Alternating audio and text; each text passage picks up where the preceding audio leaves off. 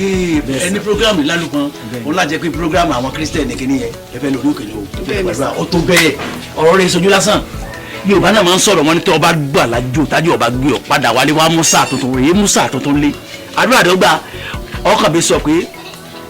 bí wọ́n bá ṣe pé oṣù kan ni wọ́n ní kó lù ní orí òkè wọ́n try to increase ẹ̀ sọ́sù bẹ́tà ọjọ́ ìta tẹ́fẹ́ lóò ti kéré jù àdéhùn lè dé gbá. nǹkan tẹ̀ fi parọ́ ni pé program yẹn gbogbo oṣù mẹ́rin ni bọ̀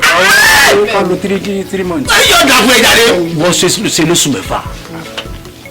kí ló ń ṣe hàn yín ọkùnrin ní káàkiri bí orí tẹ́ ń sangi náà ni kọ̀lọ́kọ̀ ló ti fẹsẹ̀ rẹ̀ gbòòrò ní ọ́ oye kì í ṣe pé ọ̀páàsì òfin òkú kíláàsì kan náà dúró lórí òkè kó o sùn lórí òkè dáadáa kó gbàdúrà lórí òkè kọ́ lọ́hún ṣèjì pé sí ayé rẹ kó fún ọ ní jíà tuntun tó máa jù sọ̀rọ̀ mi ti yọ ṣé. ṣé màá ní jíà láì lo mọ́tò.